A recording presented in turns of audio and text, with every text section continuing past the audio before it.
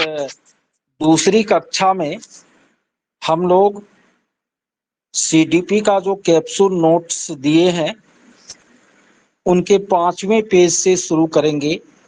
4 page तक कल की कक्षा में हुई थी। मैं रिकॉर्डिंग लगा दिया हूं गुड्डी। देखिए 5वें पेज में आप लोगों को महत्वपूर्ण शिक्षा शास्त्रीय उपागम के बारे में क्या करना है, पढ़ना है। यहाँ पर मैंने 3 उपागमों की क्या की है, चर्चा की है, जिनमें पहला है संरचनावादी उपागम, जिसको रचनावादी उपागम या निर्मितिवादी उपागम भी कहते हैं। अंग्रेजी में इसको कॉन्स्ट्रक्टिविज्म कहा जाता है। संरचनावादी उपागम क्या है? तो संरचनावादी उपागम का मानना है कि बच्चे जो है ज्ञान की रचना करते हैं। बच्चे ज्ञान की क्या करते हैं, रचना करते हैं, ज्ञान का निर्माण करते हैं। और बच्चे जो ज्ञान का निर्माण करते हैं वह अन्वेषण की प्रक्रिया के द्वारा, यानी प्रकृति में खोजबीन के द्वारा, उनके बाद अनुकूलन के द्वारा, समायोजन के द्वारा और कार्य क्रिया के द्वारा, यानी बच्चे करके सीखते हैं। तो इन सारे प्रक्रियाओं से अन्वेषण, अनुकूलन, समायोजन, कार्य क्रिया आदि के द्वारा बच्चे ज्ञान की रचना करते हैं। ये मानना है संरचनावादी उपागम का। जानते हैं पियाजे, वाइगोत्स्की, जॉन डेवी, ये सब संरचनावादी उपागम के समर्थक मनोवैज्ञानिक है। इन सब का मानना है कि बच्चे ज्ञान की रचना करते हैं अन्वेषण, अनुकूलन, समायोजन, कार्य क्रिया आदि के द्वारा। देखिए वर्तमान जो शिक्षा प्रणाली है हमारी, वह संरचनावाद से बहुत अधिक क्या है, प्रभावित है। एनसीएफ 2005 का जो दस्तावेज है उनमें भी आपको संरचनावाद के अंश ज्यादा हैं, यानी संरचनावाद को पर आधारित अभी की शिक्षा प्रणाली है। दूसरा है आपको व्यवहारवादी उपागम। व्यवहारवादी उपागम कहता है कि बच्चे जो है अनुकरण के द्वारा, किसके द्वारा, अनुकरण, यानी अपने से बड़ों को करते देखकर फिर नकल करना क्या है, अनुकरण है। तो व्यवहारवादी कहते हैं बच्चे अनुकरण से सीखते हैं, उद्दीपन अनुक्रिया से सीखते हैं।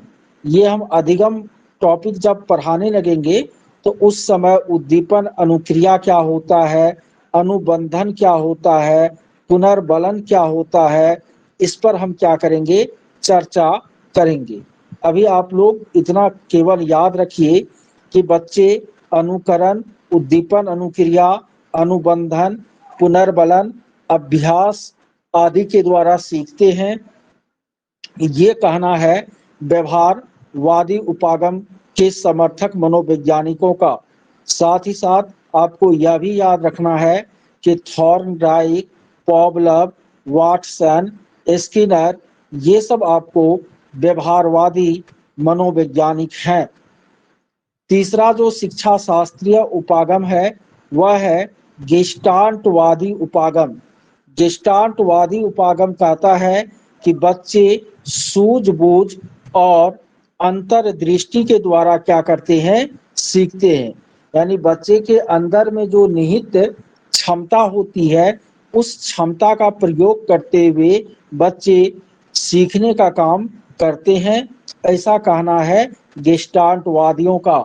साथ ही साथ गेस्टाल्टवादी यह भी कहते हैं कि बच्चे समग्र से अंश की तरफ सीखते हैं। जैसे कोई बच्चा पहले अर्थयुक्त शब्दों को सीखता है, फिर वर्ण या अक्षरों को सीखता है।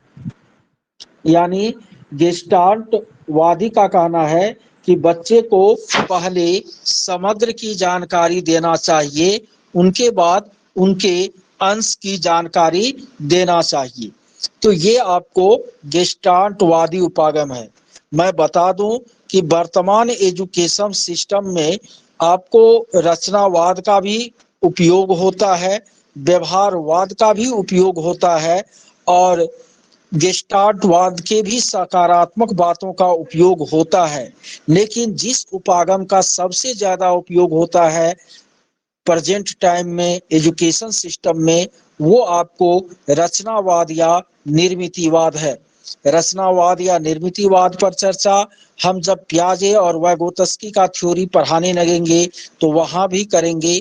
साथ ही साथ ये जो व्यवहारवाद है और गेस्टाल्टवाद है, इनकी चर्चा जब हम अधिगम टॉपिक आगे पढ़ाने लगेंगे तो उसमें भी करेंगे। आप लोगों को मैं बार बार बोल रहा हूं कि टोटल वाक्य को बच्चा के जैसे आप लोग रट डालिए। कैप्सूल कोर्स में जितने भी सेंटेंस आ रहे हैं नोट में, सब एकदम आपके जीवा पर याद रहना चाहिए, साथ ही साथ उसकी समझ भी होना चाहिए। तब जाकर के एग्जाम में आपको आसानी से प्रश्नों का उत्तर प्राप्त होगा और आप प्रश्नों को सॉल्व कर पाएंगे। आगे हम लोग देखते हैं शिक्षा का स्वरूप। देखिए, शिक्षा का दो स्वरूप है। एक है आपको पारंपरिक स्वरूप और दूसरा है वर्तमान स्वरूप।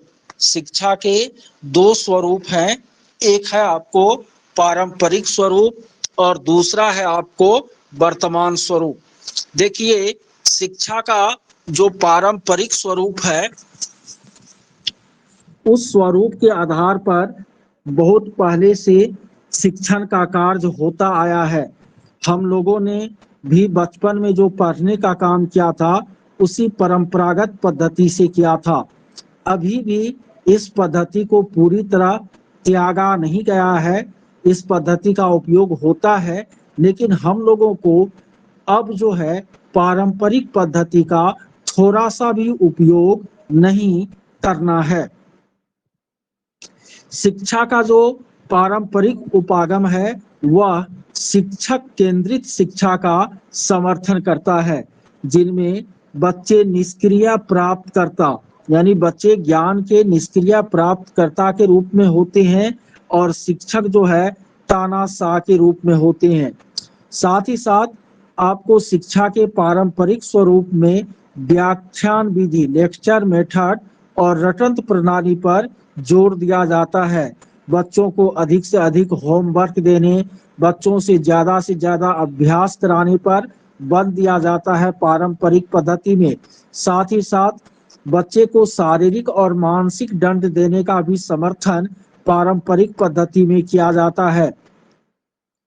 पारंपरिक पद्धति में मानकीकृत शिक्षण और आकलन को अपनाया जाता है, यानी सभी प्रकार के बच्चों के लिए समान तरीके से शिक्षण और आकलन को अपनाया जाता है परंपरागत पद्धति में। लेकिन आपको यह ध्यान देना है कि वर्तमान युग में परंपरागत शिक्षा पद्धति की जो भी बातें हैं उन सबको हमें छोड़ देना है, त्याग देना है, उनको हमें निगेटिव अर्थ के रूप में लेना है। परंपरागत पद्धति के जो भी तथ्य हैं उन तथ्यों को आपको सही नहीं मानना है सीटेट के प्रश्नों को का उत्तर देते समय। यानी कभी आपको रटन प्रणाली का समर्थन नहीं करना है, कभी आपको व्याख्यान विधि को अच्छा नहीं मानना है, कभी आपको गृह कार्य, अतिरिक्त अभ्यास और किसी भी प्रकार के दंड को आपको अच्छा नहीं मानना है, उनका उपयोग नहीं करना है। मानकीकृत शिक्षण और आकलन को भी आपको अच्छा नहीं मानना है, क्योंकि ये सब आपको परंपरागत शिक्षा पद्धति के गुण हैं जिनको आजकल के शिक्षाविदों ने त्याग दिया है, इनको सीखने के समर्थक के रूप में नहीं देखा है। शिक्षा का जो वर्तमान स्वरूप है वो आपको बाल केंद्रित शिक्षा की बात करती है, यानी जिसमें बच्चे केंद्रीय भूमिका में हो, बच्चे सक्रिय होकर के सीखे, जिसमें बच्चों के मनोविज्ञान का ध्यान रखा जाए। इस तरह की बाल केंद्रित शिक्षा की कल्पना जो है वर्तमान शिक्षा पद्धति में की गई है। वर्तमान शिक्षा पद्धति जो है वह प्रगतिशील शिक्षा की भी बात करती है। प्रगतिशील शिक्षा का मतलब है कि शिक्षा में नवाचार का प्रयोग, सीखने सिखाने के नए नए तकनीकों का प्रयोग। तो आपको वर्तमान जो शिक्षा पद्धति है वो आपको प्रगतिशील शिक्षा की बात करती है, नवाचार को बढ़ावा देने की बात करती है। वर्तमान शिक्षा पद्धति जो है वह कार्य केंद्रित शिक्षा की बात करती है, करके सीखने पर बल देती है। वर्तमान शिक्षा पद्धति कला केंद्रित शिक्षा की भी बात करती है, यानी कलाओं के माध्यम से, जैसे नृत्य, गायन, चित्रकारी, ये सब जो कलाएं हैं इन कलाओं के माध्यम से सीखने सिखाने पर बल देती है। वर्तमान शिक्षण पद्धति समावेशी शिक्षा की बात करती है, सभी बच्चों को एक ही कक्ष में उनके वैयक्तिक भिन्नता का ध्यान रखते हुए पढ़ाने का समर्थन करती है वर्तमान शिक्षा पद्धति। साथ ही साथ वर्तमान शिक्षा पद्धति लोकतांत्रिक शिक्षा की बात करती है, जिसमें बच्चे को सीखने की स्वतंत्रता मिले, बच्चे को अभिव्यक्ति का पूरा पूरा अवसर मिले, बच्चे आलोचनात्मक चिंतन कर पाए। इनके लिए आपको वर्तमान शिक्षा पद्धति को इन रूपों में ढाला गया है, अर्थात यह लोकतांत्रिक शिक्षा की बात करती है। तो वर्तमान शिक्षा पद्धति बाल केंद्रित शिक्षा, प्रगतिशील शिक्षा, कला केंद्रित शिक्षा, कार्य केंद्रित शिक्षा और लोकतांत्रिक शिक्षा का क्या करती है, समर्थन करती है। देखिए वर्तमान में जो शिक्षा है उनकी मूल संकल्पना है कि पारंपरिक शिक्षण गलत है, पारंपरिक शिक्षण छात्रों के सर्वांगीण विकास के लिए उपयोगी नहीं है। वर्तमान शिक्षा पद्धति यह कहती है कि सभी बच्चा सीख सकता है, अर्थात हर एक बच्चे सीख सकते हैं, उसमें हम ऐसा नहीं कह सकते कि कुछ बच्चे नहीं सीख सकते। इस तरह की बात वर्तमान शिक्षा पद्धति नहीं करती। वर्तमान शिक्षा पद्धति में बच्चा कभी गलत नहीं होता, बच्चा जो कुछ भी कर रहा है वो सही कर रहा है। सारी गलतियां जो है शिक्षक को अपने सर पर लेनी चाहिए न। वर्तमान शिक्षा पद्धति कहती है कि आपको बच्चे को व्यवस्था के अनुसार नहीं बदलना है, बल्कि व्यवस्था को बच्चों के अनुसार क्या करना है, बदल देना है। वर्तमान शिक्षा पद्धति में अलग अलग क्षमता के बच्चों को एक ही कक्ष में पढ़ाया जाता है, जिससे ये बच्चे आपस में अंतःक्रिया करके बेहतर तरीके से ज्ञान का अर्जन करते हैं। तो ये सब वर्तमान शिक्षण पद्धति की मूल संकल्पनाएं, बेसिक कॉन्सेप्ट हो गई, जिस पर हमें ध्यान देना है।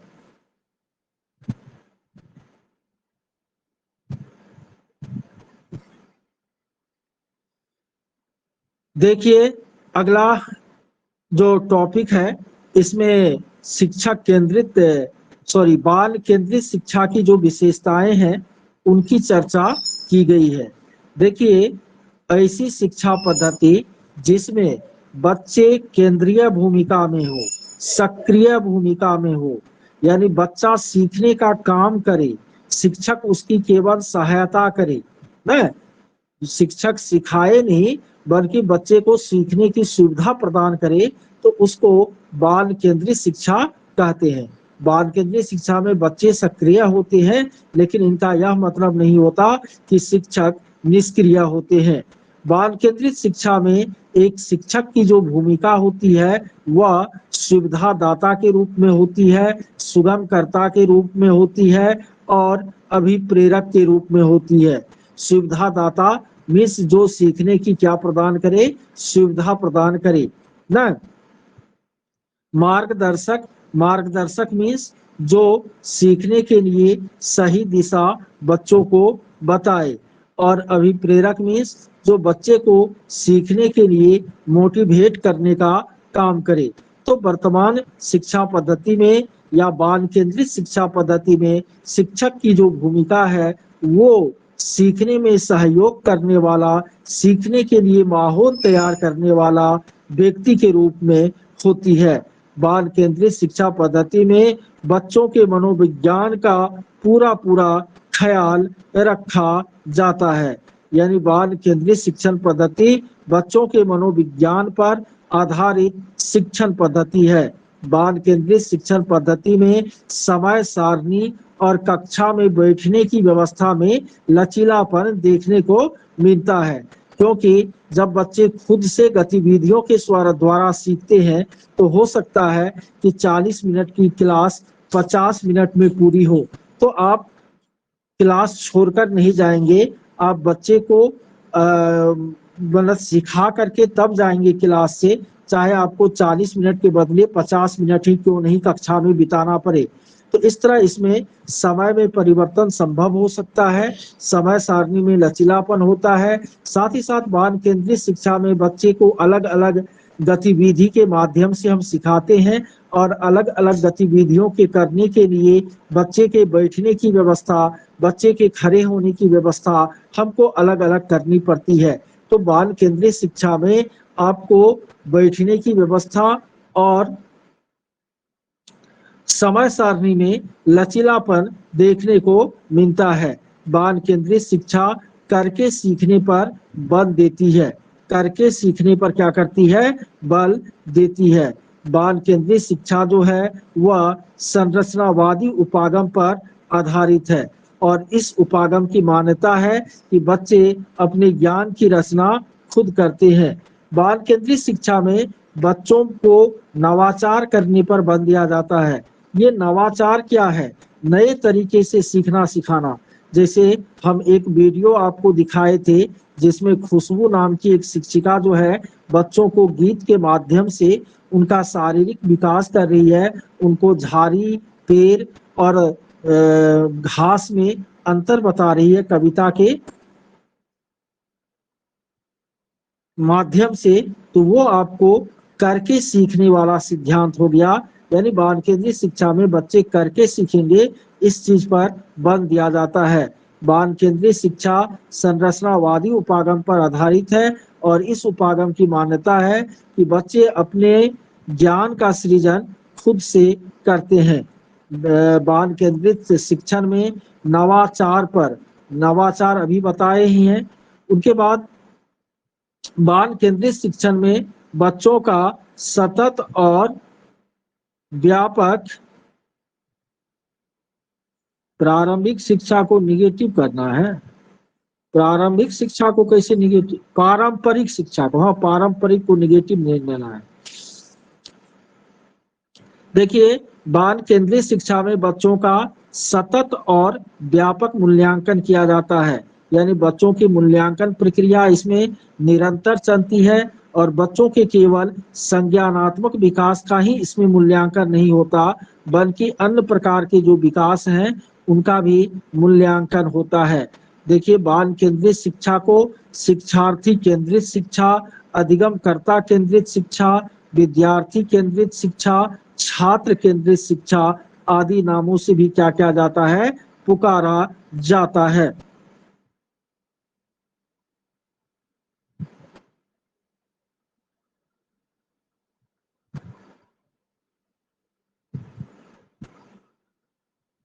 अब अगला जो पेज है उसमें टॉपिक है 13वां, जेंडर मुद्दे, जेंडर इश्यूज।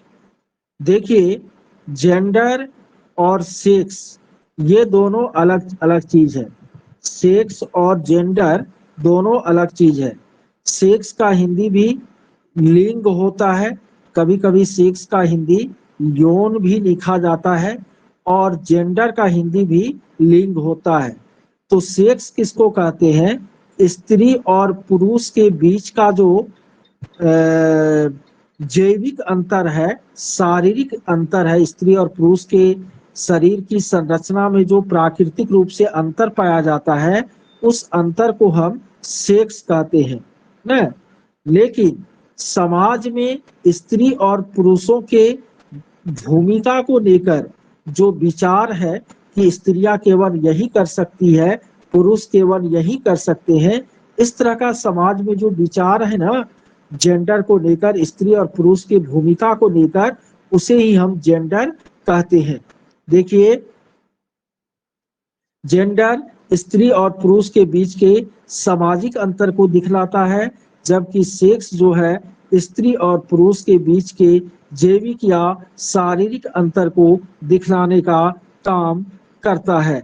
आगे है लैंगिक पूर्वाग्रह या जेंडर इश्यूज या लिंग रूढ़िबद्धता। लैंगिक पूर्वाग्रह या जेंडर इश्यूज या लिंग रूढ़िबद्धता। देखिए हमारे समाज में स्त्रियों और पुरुषों की भूमिका को लेकर जो पारंपरिक विचार है, यहाँ प्रारंभिक हम लिख दिए हैं, ठीक है, प्रारंभिक नहीं होगा, पारंपरिक होगा ना। हमारे समाज में स्त्रियों और पुरुष की भूमिका को लेकर जो पारंपरिक विचार है, उस पारंपरिक विचार को हम क्या कहते हैं? जेंडर कहते हैं, जेंडर रूढ़िबद्धता कहते हैं, या लैंगिक पूर्वाग्रह कहते हैं, या जेंडर स्टीरियोटाइप कहते हैं। जैसे हमारे समाज में यह धारणा है कि लड़कियों को घरेलू कार्य में दक्ष होना चाहिए, लड़कों को बाहर का कार्य क्या करना चाहिए? संभालना चाहिए, लड़कों को कभी रोना नहीं चाहिए न, लड़कियों को गृह विज्ञान पढ़ना चाहिए, लड़कियों को गृह विज्ञान पढ़ना चाहिए और लड़कों को मैथ साइंस पढ़ना चाहिए। तो हमारे समाज में इस तरह के जो भी विचार हैं ना, कि लड़की को केवल यही करना चाहिए और लड़का को केवल यही करना चाहिए, इस तरह का जो भी विचार हमारे समाज में पारंपरिक रूप से है, उन सारे विचारों को हम लैंगिक पूर्वाग्रह या जेंडर रूढ़िबद्धता कहते हैं, या जेंडर स्टीरियोटाइप कहते हैं। जब आप क्वेश्चन बनाइएगा तो बहुत सारा इस तरह का क्वेश्चन आएगा, जैसे कि एक विद्यालय में जब चेतना सत्र होता है तो उसमें प्रार्थना गाने के लिए दो लड़कियों को आगे किया जाता है, यह किसका उदाहरण है? ऑप्शन दे देगा जेंडर समानता का, जेंडर रूढ़िबद्धता का, न जेंडर पक्षपात का, इनमें से कोई नहीं। तो आपका उत्तर होगा यह जेंडर रूढ़िबद्धता का उदाहरण है। क्यों है? क्योंकि हमारे समाज में परंपरा से यह विचार आ रही है कि लड़कियों का गला अच्छा होता है, उनकी आवाज अच्छी होती है, इसीलिए उसको गाने के काम में आगे करना चाहिए। तो ये आपको जेंडर रूढ़िबद्धता का क्या हो जाएगा? उदाहरण हो जाएगा ना। यानी इसी तरह एक क्वेश्चन है आपको दे सकता है कि एक दादी अपने पोते से कहती है तुम लड़का हो, लड़की की तरफ मत रो। यह कथन जो है किसको दर्शाता है? तो यह भी किसको दर्शाता है? जेंडर रूढ़िबद्धता को दर्शाता है ना। यानी समाज में जेंडर की भूमिका को लेकर जो भी विचार है पहले से, उसको हम जेंडर रूढ़िबद्ध विचार या जेंडर स्टीरियोटाइप कहते हैं। और इस जेंडर रूढ़िबद्धता को के आधार पर जब पक्षपात किया जाए, जेंडर रूढ़िबद्धता के आधार पर जब पक्षपात किया जाए न, तो उसको हम जेंडर पक्षपात कहते हैं। जैसे किसी क्लास में आपको कोई अतिथि आने वाले हैं, क्लास का दो लड़का है जो कि अतिथि के लिए स्वागत गान गाना चाहता है, लेकिन क्लास के जो टीचर हैं वह उन दोनों लड़कों को स्वागत गान के लिए नहीं चुनकर दो लड़कियों को चुनता है, और वो लड़कियां आपको गाने के इच्छुक है भी नहीं, फिर भी वह उनको क्या करता है? चुनता है। तो ये किनका उदाहरण है?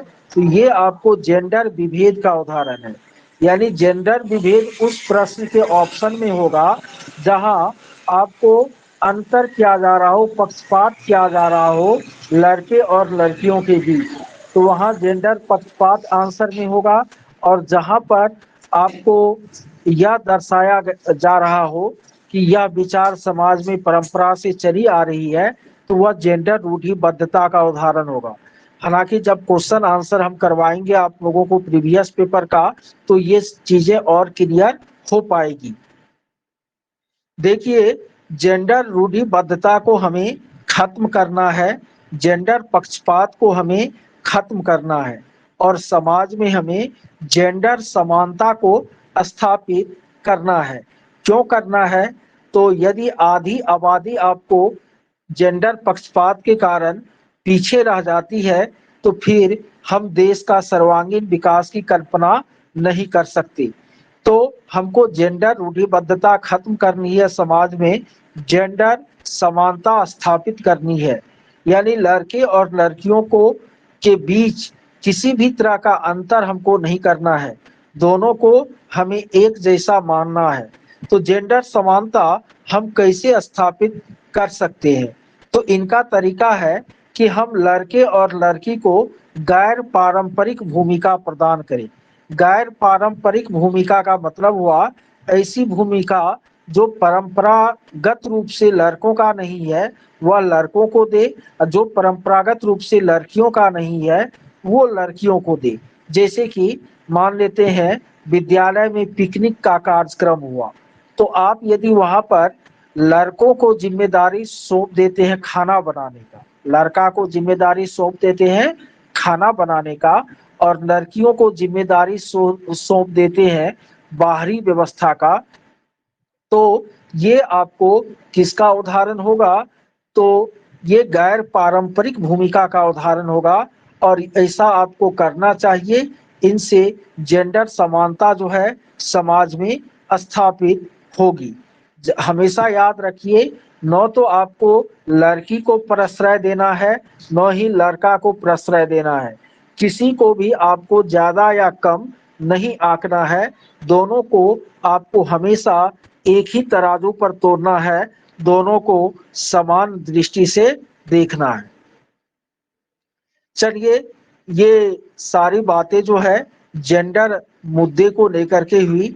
आगे जो बात है वह है वैयक्तिक भिन्नता के बारे में। देखिए, वैयक्तिक भिन्नता क्या है, इंडिविजुअल डिफरेंसेस क्या है। देखिए, सभी बच्चों की रुचि और क्षमताएं जो है अलग अलग होती है।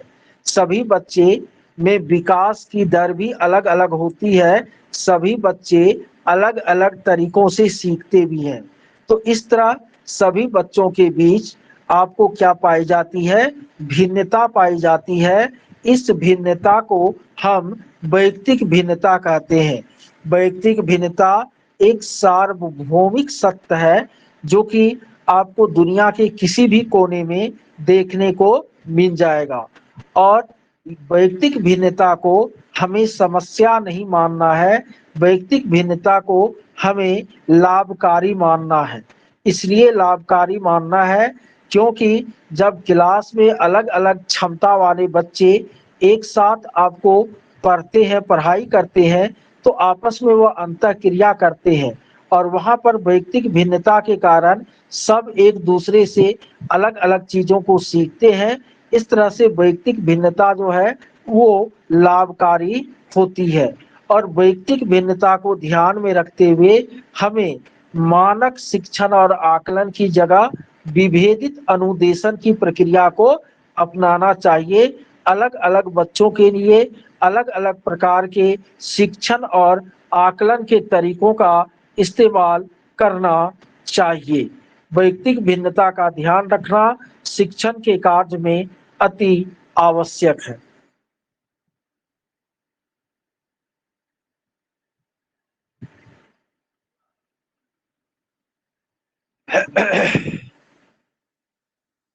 2 मिनट थोड़ा सा हम अपने मुखार बिंद को आराम दे देते हैं।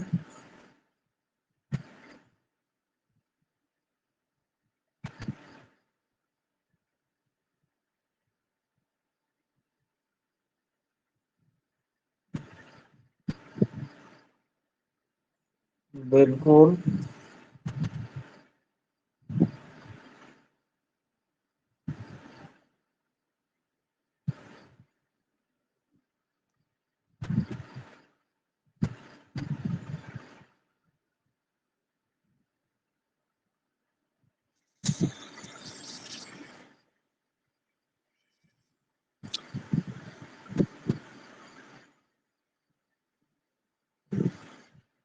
चलिए आगे देखते हैं। आगे हम लोग संज्ञान और संवेग, इनको क्या करते हैं, समझते हैं। संज्ञान का मतलब होता है कॉग्निशन या नॉलेज। संवेग का मतलब होता है इमोशंस या भावना। देखिए, संज्ञान और संवेग, संज्ञान तो आप लोग समझ में करते हैं, जो भी नॉलेज है, ज्ञान है, उसी को संज्ञान कहते हैं। इमोशंस या भावना भी आप लोग समझते हैं, भय, ईर्ष्या, क्रोध, ये सब क्या है, संवेग है, भावना है। आप यह भी जानते हैं कि व्यक्ति के विकास के 4 मुख्य आयामों में एक संवेगात्मक विकास भी है।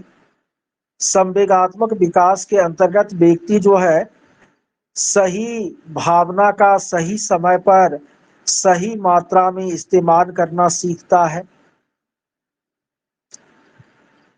संज्ञान और संवेग में गहरा संबंध है। ये दोनों एक दूसरे से स्वतंत्र नहीं है। संज्ञान और संवेग अंतः संबंधित है, दोनों एक दूसरे पर आश्रित है। संज्ञान का प्रभाव संवेग पर पड़ता है। आप प्रायः यह देखते होंगे कि कोई व्यक्ति यदि ज्ञानवान है, संज्ञान उसका बेहतर है, तो वह संवेगों पर भी नियंत्रण बेहतर तरीके से स्थापित कर लेता है। और यदि किसी का संवेग बेहतर है तो वो नॉलेज भी बेहतर तरीके से अर्जित करता है। तो संज्ञान संवेग को प्रभावित करता है और संवेग संज्ञान को प्रभावित करता है।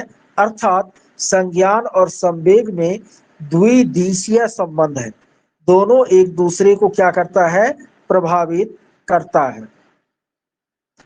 संवेग जो है वह 14 है। उसमें जो प्रमुख संवेग है उनमें नाम आता है ईर्ष्या, किसी का अच्छा देख करके जलन होना, घृणा, प्रेम, आनंद, न आत्माभिमान यानी खुद पर गौरव होना, ठीक है, आत्महीनता यानी गलानी महसूस करना, एकाकीपन यानी अकेला महसूस करना। तो ये सब जो है वो आपको संवेगों के क्या है, उदाहरण है। ठीक है।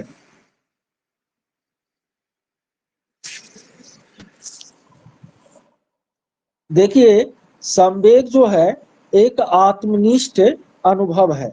आत्मनिष्ठ अनुभव होने का मतलब है कि संवेग का अनुभव प्रत्येक व्यक्ति में स्पेशल होता है।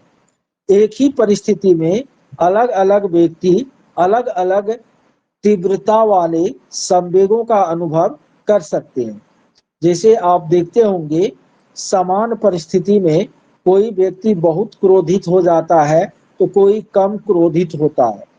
यानी संवेग का प्रदर्शन जो है हर एक व्यक्ति अपने तरीके से करते हैं, इसलिए संवेग एक आत्मनिष्ठ अनुभव है। क्रोध, ईर्ष्या, घृणा, ये सब आपको नकारात्मक या निषेधात्मक संवेग है, जो जितना कम हो हमने न, तो उतना ही क्या है, आपको बेहतर है। ये इतनी सारी बातें आपको संज्ञान और संवेग के संबंध में जो है याद रखनी है एग्जाम की दृष्टि से।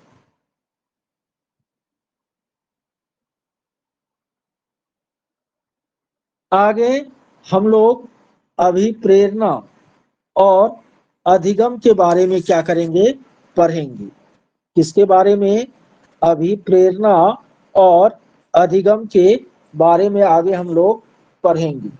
ठीक है।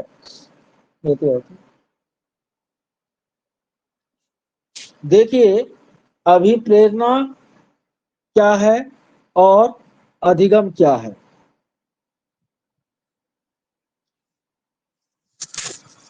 एक मिनट।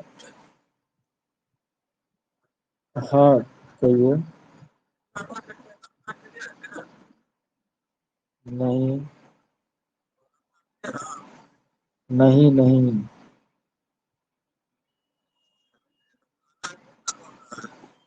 कहाँ पर?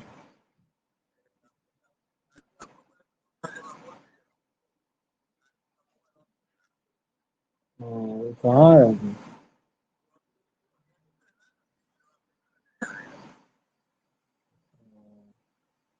कौन सा? हाँ, हेलो, हेलो। एक्सप्रेशन की जनरल। ठीक ठीक है। थोड़ा बहुत। हाँ, ले लीजिए एक दो।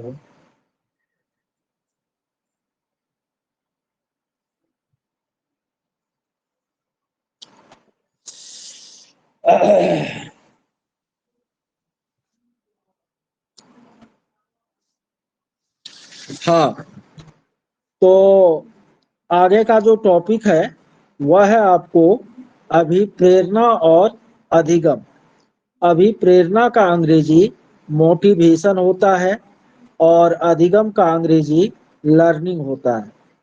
देखिए, बिना मोटिवेशन का लर्निंग संभव नहीं है, बिना अभिप्रेरणा का अधिगम संभव नहीं है, और बिना अधिगम का नहीं, बिना अभिप्रेरणा का अधिगम संभव नहीं है। इसमें एक दिशीय संबंध पाया जाता है।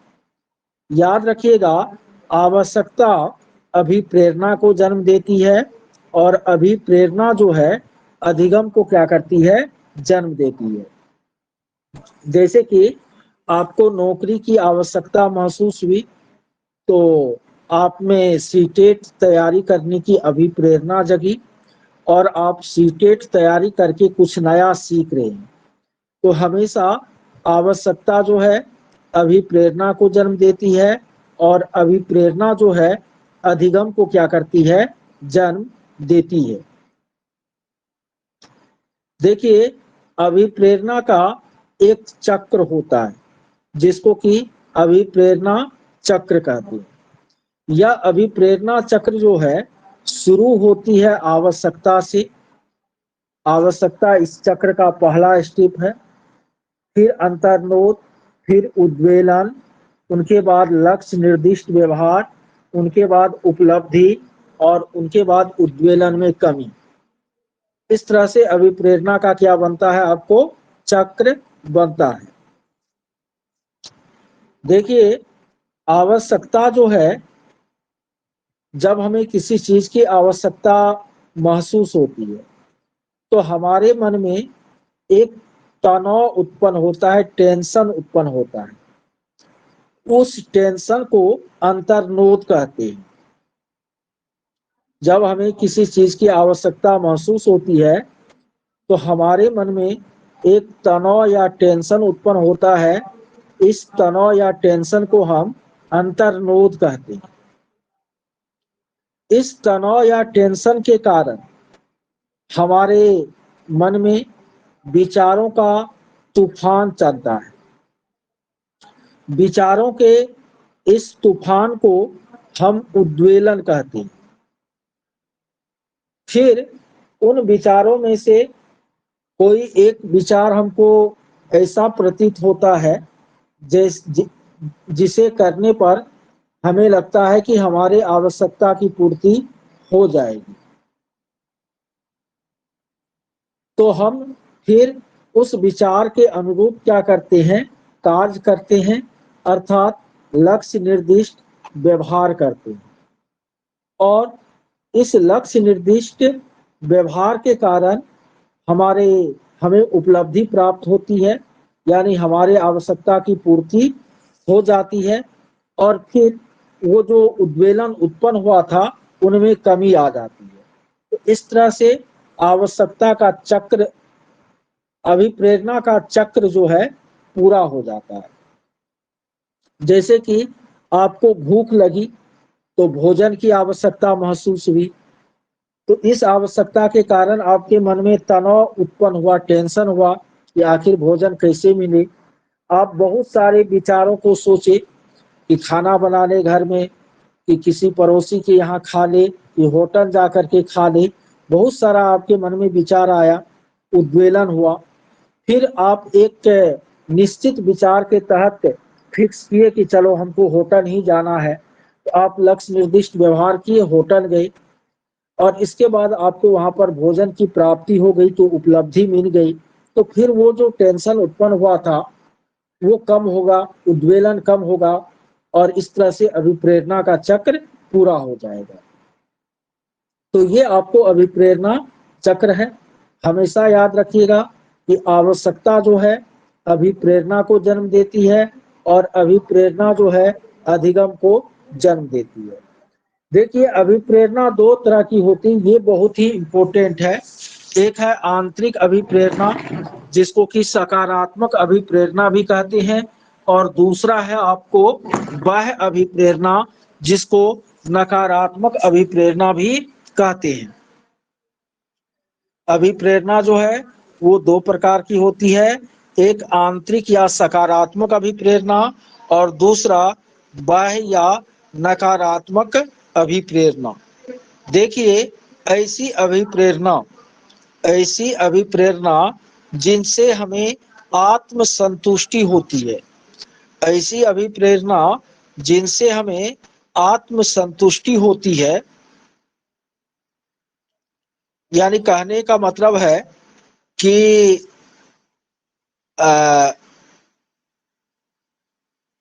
मन में सीखने की प्रेरणा इसलिए जगना क्योंकि आपको उस सीखने से संतुष्टि की प्राप्ति होती है, आपको खुद अच्छा लगता है वैसा करना, और इसलिए आप सीखना चाहते हैं, तो वो अभिप्रेरणा सकारात्मक या आंतरिक अभिप्रेरणा कहलाएगी। लेकिन यदि आप किसी बाहरी चीज की प्राप्ति के लिए, चाहे वह पुरस्कार हो, सम्मान हो, प्रतिष्ठा हो, या परीक्षा में अच्छा अंक हो, इन सब चीजों की प्राप्ति के लिए आपके मन में यदि अभिप्रेरणा जग रही है ना सीखने की, तो इसको बाह्य अभिप्रेरणा कहते हैं।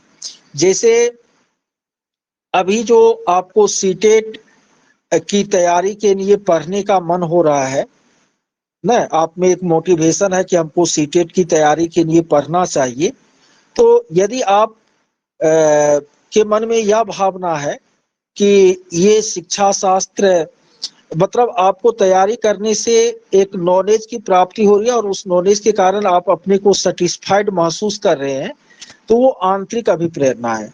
लेकिन यदि आपको आपके मन में हमेशा ये हो कि बहुत अच्छा हमको अंक आ जाएगा सीटेट की तैयारी करने से और इससे हमको नौकरी मिल जाएगी ना, तो आप बाहरी चीज के लिए प्रयास करें, यानी बाह्य कारक आपको अभिप्रेरित करने का काम कर रही है, तो वो बाह्य अभिप्रेरणा हो जाएगी। इसी तरह यदि आप पुरस्कार पाने के लिए या समाज में इज्जत पाने के लिए, इन सब कारणों से यदि आपके मन में अभिप्रेरणा जग रही है काम करने की, तो वो बाह्य अभिप्रेरणा है। लेकिन अपनी रुचि और आत्म संतुष्टि को प्राप्त करने के लिए आपको सीखने की अभिप्रेरणा आपके मन में जग रही है, तो वो आपको आंतरिक अभिप्रेरणा है। जैसे एक क्वेश्चन पूछा था कि राजेश अति लोलुप पाठक है, वह जो है कक्षा में हमेशा पढ़ने में तल्लीन होता है। जब मध्याह्न भोजन का समय होता है और उसमें जब कुछ समय बच जाते हैं, तो उस अवधि में वह पुस्तकालय में जाकर के किताबें पढ़ता है। उनके जो अभिभावक हैं उसे राजेश को कभी पढ़ने के लिए नहीं कहना पड़ता। तो राजेश किस प्रकार का पाठक है? तो उसका उत्तर होगा कि वह आंतरिक रूप से अभिप्रेरित पाठक है न। और यदि आप गुरु जी के मार से बचने के लिए, उसके दंड से बचने के लिए, या समाज में लोग हमको अच्छा कहे इसके लिए यदि आपके मन में अभिप्रेरणा जग रही है सीखने की, तो वो आपको बाह्य अभिप्रेरणा है। आंतरिक अभिप्रेरणा को ज्यादा बेहतर माना जाता है, उनको सकारात्मक अभिप्रेरणा माना जाता है, और बाह्य अभिप्रेरणा को कम बेहतर माना जाता है और उसे आपको नकारात्मक अभिप्रेरणा माना जाता है। इस पर आपको घुमा घुमा करके प्रीवियस ईयर में क्वेश्चन पूछा गया है और उन प्रश्नों पर भी हम डिस्कस करेंगे। अभी तो थ्योरी पढ़ा रहे हैं। इनके बाद देखिए, अभिप्रेरणा जिन कारकों के कारण जगती है उसको हम अभिप्रेरक कहते हैं। अभिप्रेरणा जिन कारकों के कारण जगती है उसको हम अभिप्रेरक कहते हैं।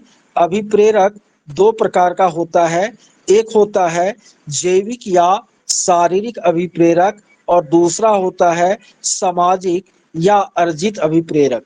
ऐसे अभिप्रेरक जो जन्मजात हम में होती है न, वो आपको जैविक या शारीरिक अभिप्रेरक कहलाती है। जैसे भूख, प्यास, नींद और काम यानी सेक्स और रुचि, ये सारे चीज जन्मजात हमारे हम में आती है और ये सब जन्मजात कारक है जो कि हमारे मन में काम करने की, सीखने की अभिप्रेरणा जगाते हैं। तो ये आपको जैविक या शारीरिक अभिप्रेरक है। लेकिन उपलब्धि प्राप्ति की इच्छा, प्रतिष्ठा प्राप्ति की इच्छा, सम्मान प्राप्ति की इच्छा, ये सब आपको सामाजिक या अर्जित अभिप्रेरक है।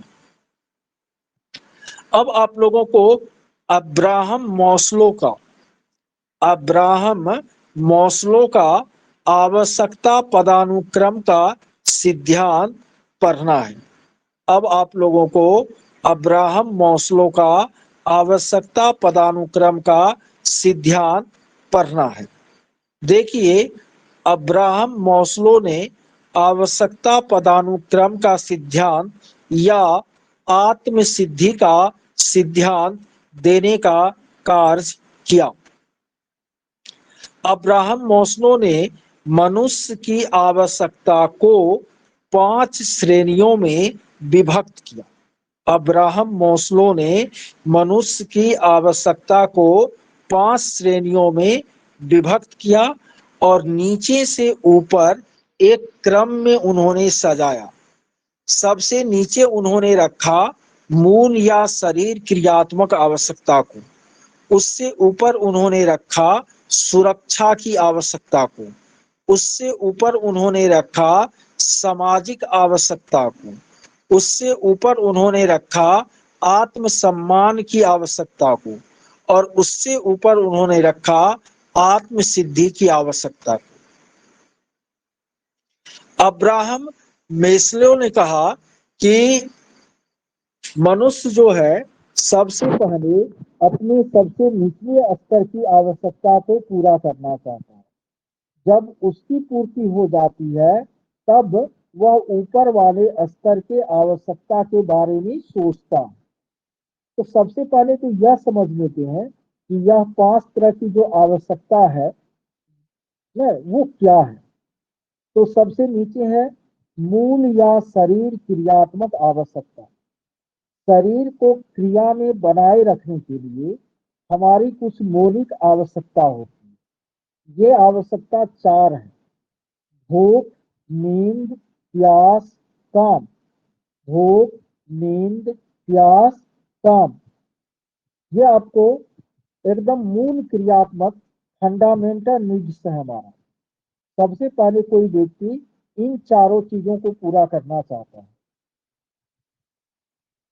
उसके बाद दूसरा है सुरक्षा की आवश्यकता। जैसे हमारे पास एक घर हो जिसमें हम रात को आराम से सो पाए सुरक्षित रूप में, हमें कोई मारे पीटे नहीं, हम पर किसी तरह का अत्याचार नहीं हो। तो इस तरह की जो आवश्यकता है हमारे मन में, वो आपको सुरक्षा की आवश्यकता है। तीसरा है सामाजिक आवश्यकता। समाज में हमारे कुछ सगे संबंधी हो, दोस्त हो, रिश्तेदार हो, जो हमारे सुख दुख में हमारा साथ दे। इस तरह की आवश्यकता क्या कहलाती है? सामाजिक आवश्यकता कहलाती है। उससे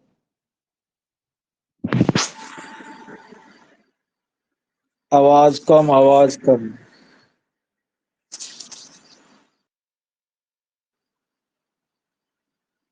अच्छा, आवाज सही है।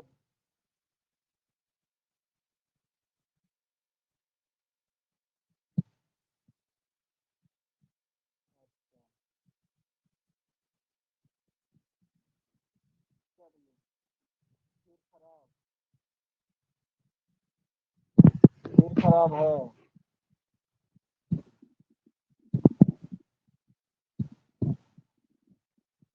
खराब है कि ठीक है?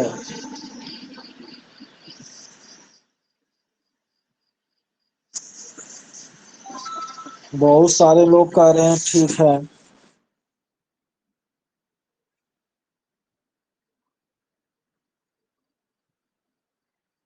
Okay okay okay. चलिए, तो लास्ट कहाँ तक बताए थे जहां तक आप लोग सुने थे?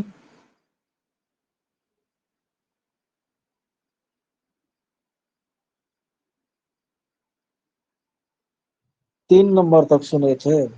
अच्छा, सामाजिक आवश्यकता ना, यानी सामाजिक आवश्यकता क्या है? तो व्यक्ति चाहता है कि समाज में हमारे कोई दोस्त हो, रिश्तेदार हो, सगा संबंधी हो, जो सुख दुख में हमारा साथ दे। तो इस तरह की आवश्यकता को हम सामाजिक आवश्यकता कहते हैं। चौथा है आत्म सम्मान की आवश्यकता। समाज में हमारा इज्जत हो, प्रतिष्ठा हो, ना, समाज हमको अच्छे नजरिए से देखे, इसकी आवश्यकता महसूस करना आत्म सम्मान की आवश्यकता कहलाता है। और सबसे ऊपर है आत्म सिद्धि की आवश्यकता। बिल्कुल हम क्या रहे, आनंदित रहे, किसी भी प्रकार का हमारे मन में कोई क्षोभ चिंता नहीं हो, बिल्कुल हम मस्त रहे। इस तरह की भावना जब हमारे मन में आती है और इसकी आवश्यकता हमें महसूस होती है, तो वो आपको आत्म सिद्धि की आवश्यकता है। तो अब्राहम मोस्लो ने मनुष्य की आवश्यकता को इन 5 श्रेणियों में बांटा और इसको नीचे से ऊपर के क्रम में सजाया। और उन्होंने कहा कि सबसे निचले स्तर की आवश्यकता जब तक पूरा नहीं होगा, भूख नींद प्यास और काम, तब तक व्यक्ति सुरक्षा या उससे ऊपर की आवश्यकता के बारे में नहीं सोचता है। जब आपको वो पूरा हो जाता है तब वह चाहता है हमको सुरक्षा हो। जब वो भी मिल जाता है तब वह चाहता है कि समाज में हमको चाहने वाले हमारे दोस्त सगे संबंधी हो। जब वो भी उसको प्राप्त हो जाता है तब वह चाहता है कि हमको समाज में इज्जत प्रतिष्ठा मिले। जब वो भी पूरा हो जाता है तब वह आत्म सिद्धि चाहता है। बहुत सारे व्यक्ति अपने जीवन में पहले और दूसरे आवश्यकता को पूरा करने में ही बिता देते हैं, वह ऊपर के बारे में सोचते भी नहीं है। ठीक है, तो इस तरह से आपको अब्राहम मोस्लो ने आपको आवश्यकता को 5 श्रेणियों में विभक्त कर उनको पदानुक्रम में व्यवस्थित करने का कार्य किया। इसी को अब्राहम मोस्लो का आवश्यकता पदानुक्रम का सिद्धांत कहते हैं।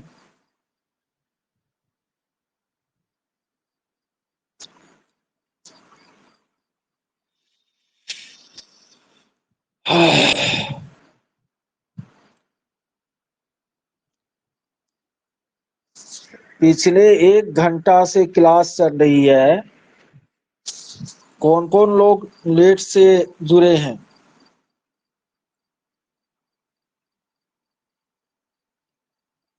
लेट से कौन कौन जुड़े हैं? नीति कुमारी लेट से जुड़ी है, क्यों जुड़ी है? शुरू से क्यों नहीं थे? पन्नी भी लेट से जुड़ी है। जब ग्रुप में मैसेज कर दिए थे, प्रियंका भी लेट से जुड़ी है। नैयर आलम 40% सुने हैं। नूतन, दीपेंद्र कुमार, दीपक, बहुत अच्छी बात है। आप लोग लेट से जुड़े हैं तो रिकॉर्डिंग अपना सुन लीजिएगा,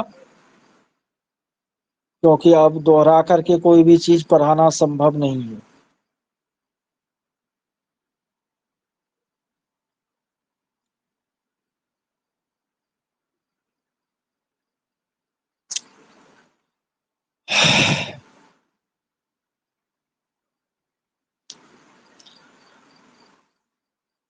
अब रोशन बाबू, 1 महीना जो है ना, 6, 5, 4, 3 मत कीजिए।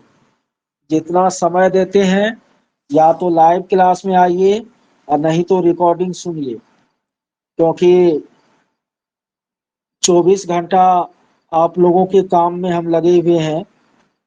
और अब मैक्सिमम चीज जो है हमको टोटल सिलेबस को देखना है, तो फिर समय तो देना ही पड़ेगा।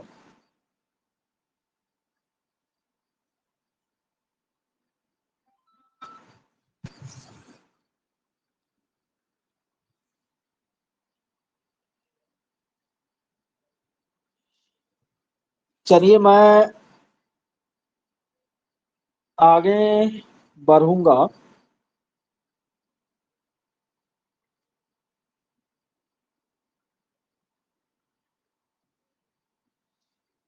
इससे पहले आप लोगों को, आप लोग जो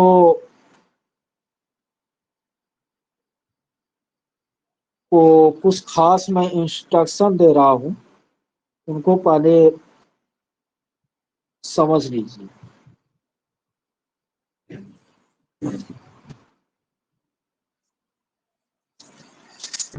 और अच्छी तरह समझ लीजिए, जिससे आप लोगों को प्रश्न नहीं पूछना पड़े। देखिए, अभी आप लोगों के सीटेट के प्रिपरेशन के लिए कैप्सूल कोर्स चल रहा है 27 नवंबर से। ठीक है, पहली बात।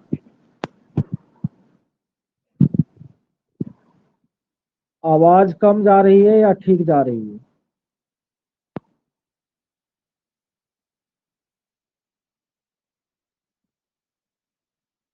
इतना लोग को ठीक है, किसी? ओके। तो 27 नवंबर से कैप्सूल कोर्स शुरू हुई है। आपके पास तैयारी का कितना समय है?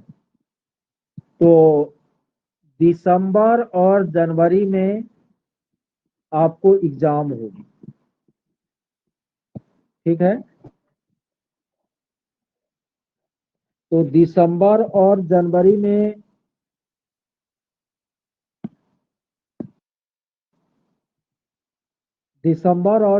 में आप लोगों की एग्जाम होगी।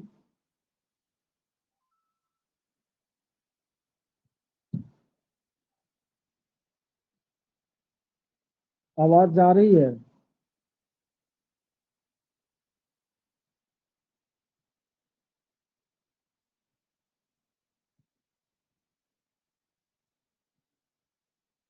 अरे अभी बोलते भी कम है, तो इसीलिए पूछ रहे आवाज जा रही है कि नहीं।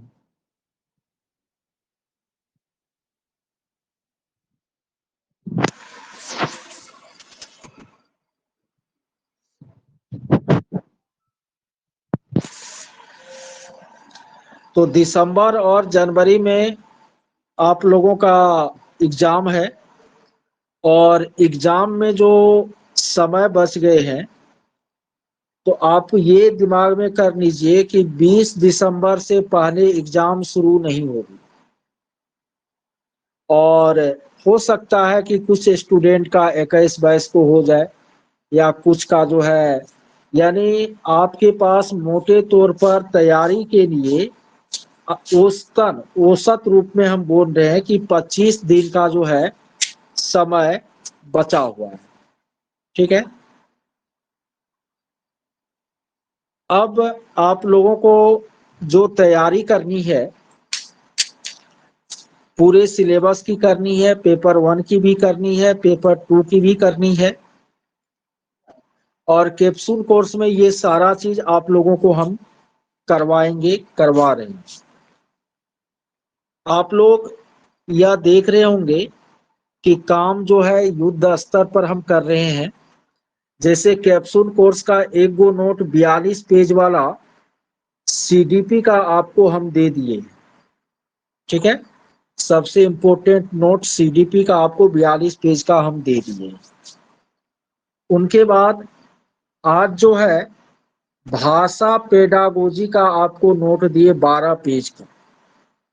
कितना का? ओनली 12 पेज का नोट दिए, जो कि आपको हिंदी में भी काम करेगा और संस्कृत में भी काम करेगा। फिर हिंदी व्याकरण से जो 4-5 प्रश्न रहते हैं उसके लिए हिंदी व्याकरण का नोट दे दी, और संस्कृत का भी एक वो कैप्सूल नोट आपको दिए, जिससे कि संस्कृत के गद्यांशों को समझना आपके लिए आसान हो जाए। तो सीडीपी और भाषा सेक्शन जो पेपर 1 में भी 90 का पूछेगा और पेपर 2 में भी 90 का पूछेगा, ये कॉमन पेपर है दोनों में। इनका हम कैप्सूल कोर्स वाला नोट दे चुके हैं। पहले तो सारा चीज दिए थे, विस्तार वाला नोट, कैप्सूल वाला अपडेटेड नोट जो है ये हम दे चुके हैं। अब जो है नोट कौन सा बच रहा है, तो 1 to 5 में आपको ईवीएस का बच रहा है और मैथ का बच रहा है, ठीक है। और 6 to 8 में आपको एसएसटी का बच रहा है और मैथ साइंस का बच रहा है, ठीक है। तो 6 to 8 में मैथ साइंस में साइंस वाले सेक्शन का नोट जो है हम पूरा दे चुके हैं, और मैथ में कोई नोट होता नहीं है, तो इसमें केवल क्वेश्चन आंसर डिस्कशन होगा 6 to 8। एसएसटी में आपको सिलेबस तो बहुत बड़ा है, समय कम है, तो इसमें 2 काम होगा। सबसे पहले तो कल रात तक में एसएसटी का जो पेडागोजी वाला सेक्शन है उनका नोट आपको उपलब्ध करा दिया जाएगा, और एसएसटी का जो फिर फैक्चुअल है वर्ग 6, 7, 8 का जो किताब है उनका नोट, मतलब पहले तो विस्तारित नोट्स दिए हैं, लेकिन उसमें भी जो जो इम्पोर्टेंट चीज है मैं कोशिश करूंगा कि पेडागोजी देने के बाद उनको भी कर दूं। ईवीएस और मैथ का जो कैप्सूल नोट है ना, विस्तारित नोट तो पहले आप लोगों को दिए हैं, कैप्सूल नोट जो ईवीएस और मैथ का है, ठीक है, वो आज रात में फाइनल हो जाएगा। आज रात पुनः हम पूरी रात जग रहे हैं, तो आपको वो फाइनल हो जाएगा ईवीएस और मैथ। यानी कुल मिलाकर परसों सुबह तक आपको सारे सब्जेक्ट का कैप्सूल नोट्स मिल जाएगा, ठीक है। चलिए, अब आप लोगों को तैयारी कैसे करनी है। आप लोगों को पहले वाला जो विस्तारित नोट था उसको आपने पढ़ लिया है, उसको अब पलट के आपको नहीं देखना है। आपको क्या करना है, तो केवल कैप्सूल वाले नोट को पढ़ना है, ठीक है। केवल कैप्सूल वाले नोट को प्रिंट करा के पढ़ना है और उनको अक्षरशः याद रखनी है, ठीक है। कुछ जो वीक स्टूडेंट होंगे उनका कहना होगा कि सर कैप्सूल कोर्स में आप तो इतना फास्ट पढ़ाते हैं कि हम लोग बहुत कुछ समझ नहीं पाते हैं, क्योंकि हम लोग पहले तो पढ़े नहीं थे, तो अब हम लोगों को कैसे होगा। तो इनका उपाय यह है कि आपको जो भी क्लास ले रहे हैं तो उनका रिकॉर्डिंग एप्स पर रहता है। आप जो नए हैं, कमजोर हैं, उस रिकॉर्डिंग को दोहरा करके तेहरा करके सुनिए, केवल कैप्सूल वाले रिकॉर्डिंग। कुछ स्टूडेंट का प्रॉब्लम है कि सर हमारे यहाँ नेट बेहतर नहीं रहता है, जिसके कारण कि रिकॉर्डिंग भी अच्छा से नहीं चलता है। उनके समस्या का भी हम समाधान कर रहे हैं। कल जैसे जो कक्षा हुई थी उसका रिकॉर्डिंग, आज जो कक्षा हो रही है इनका रिकॉर्डिंग, ये रिकॉर्डिंग हम डाल देंगे किस पर, यूट्यूब पर, यूट्यूब चैनल पर अपलोड कर देंगे। सभी दिन का क्लास का रिकॉर्डिंग हम यूट्यूब चैनल पर क्या कर देंगे, अपलोड कर देंगे, ठीक है। और आप लोगों को रिकॉर्डिंग सुनने के लिए जरूरी नहीं है कि एप्स में इंटरनेट को खर्च कीजिए। आप यूट्यूब पर ऑफलाइन उसको डाउनलोड कर लीजिएगा और उसको बार बार आप सुनिएगा। केवल कैप्सूल वाले लेक्चर को ही प्रत्येक स्टूडेंट को बार बार सुनना है। पिछला लेक्चर, पिछला क्लास कुछ नहीं करना है। जो कैप्सूल में हम एक दिन में पढ़ाते हैं उसी के रिकॉर्डिंग को सुनना है और उसी नोट को केवल पढ़ना है। ज्यादा दिमाग होच पोच नहीं करना है। अब बची बात टेस्ट की। बात आ रही है टेस्ट की, ठीक है। तो टेस्ट जो है वो आप लोगों का हम परसों से आरंभ करेंगे। कल तक नहीं कर पाएंगे क्योंकि टेस्ट में फोटो ले करके फिर उसको अपलोड करना, आंसर देना, ये जरूरी होता है। तो परसों से हम टेस्ट अपलोड करेंगे क्योंकि ये 2 दिन, आज और कल का जो समय है वह केवल आपको हम नोट अपडेट करने में और कैप्सूल कोर्स का नोट तैयार करने में लगाएंगे। तो टेस्ट पेपर आप लोगों को परसों से क्या होगा, अपलोड होगा। तब तक आपके पास जो बुक होंगे उनसे आप कोई प्रीवियस सेट बना करके अपनी प्रगति को जांच सकते हैं, ठीक है। और इतनी बातें हो गई। अब एक बात और आप लोगों को बहुत ही इम्पोर्टेंट सूचना दे रहा हूं। ये इम्पोर्टेंट सूचना क्या है, आप लोगों का व्हाट्सएप पर जो ग्रुप बना है ना, व्हाट्सएप ग्रुप, उस पर आप लोग क्या कर रहे हैं, एक आदमी फोटो खींच करके एक दो क्वेश्चन डालते हैं। कोई विद्वान उसमें ए लिखते हैं, कोई बी लिखते हैं, कोई सी लिखते हैं, कोई डी लिखते हैं। कोई कहते हैं यही होगा, कोई कहते हैं ये होगा। अब इसमें क्या दिक्कत होती है आपको वो बता रहे हैं। आप हर एक तरह के आंसर को जो देखिएगा तो इससे कभी कभी आपका दिमाग जो है, जब आप ऑप्शन चुनने लगेगा एग्जाम में ना, तो क्या होगा आपको, तो आप गलत चीज को, ठीक है, टिक कर लीजिएगा, वही आपके दिमाग में सेट हो जाएगा। तो और इससे ग्रुप में भी बहुत सारा मैसेज आता है, डिस्टरबेंस भी होता है, लोगों को कंफ्यूजन भी क्रिएट होता है। तो अब इनका उपाय क्या है, क्या आप लोग क्वेश्चन नहीं पूछे? बिल्कुल, आप ग्रुप में क्वेश्चन का फोटो डाल दीजिए, ठीक है। ग्रुप में क्वेश्चन का आप फोटो खींच करके डाल दीजिए। उनके बाद जब हमको समय मिलेगी, ठीक है, हम उस क्वेश्चन को देख लेंगे और उनका जो एग्जैक्ट आंसर होगा वो मैं बता दूंगा। तो क्वेश्चन आप भेज सकते हैं लेकिन कोई भी उस पर अपना अपना प्रतिक्रिया नहीं दे। यदि आप लोग ऐसा करेंगे तो फिर आप लोगों के ही हितार्थ हमको ओनली एडमिन मोड में करना पड़ेगा, ठीक है, क्योंकि इससे आप लोगों को और कंफ्यूजन हो जाएगा, इसलिए मैं ऐसा कह रहा हूँ, ठीक है। और वैसे हमको मैसेज से बहुत प्रॉब्लम नहीं है क्योंकि हमारे मोबाइल में बहुत सारा व्हाट्सएप है और हमेशा मैसेज गिरते ही रहता है। तो हम मैसेज नोटिफिकेशनों को हम जो है नहीं रखते, तो हमको प्रॉब्लम नहीं है। लेकिन इससे आप लोगों को तैयारी में प्रॉब्लम होती है, आपका दिमाग डेविएट होता है। आप अपने परेशानी को, अपने क्वेश्चन को आप ग्रुप में डालिए, ठीक है।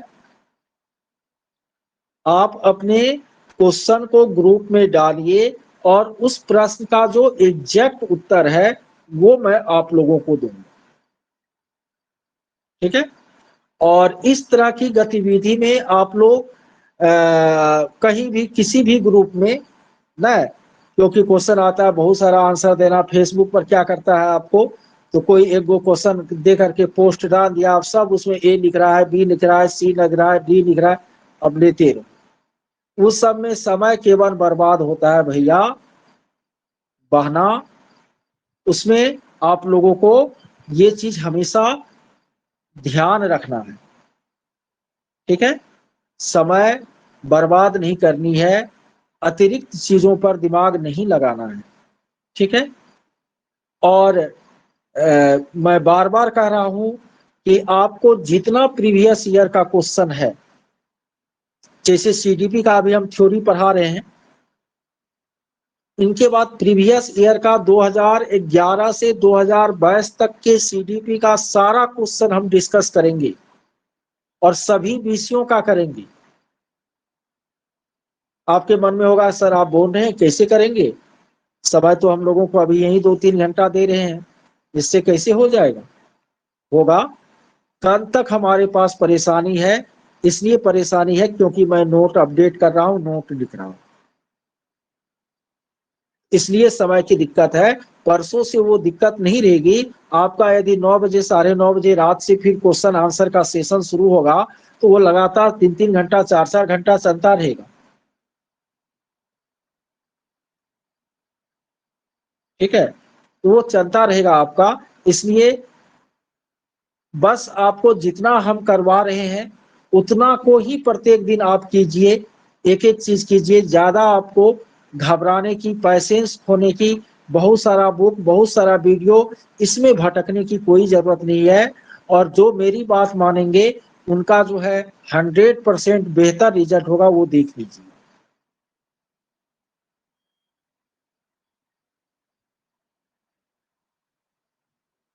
आज जो आप लोगों को भाषा शिक्षण शास्त्र का नोट्स दिए थे, क्या आपने उसको देखा?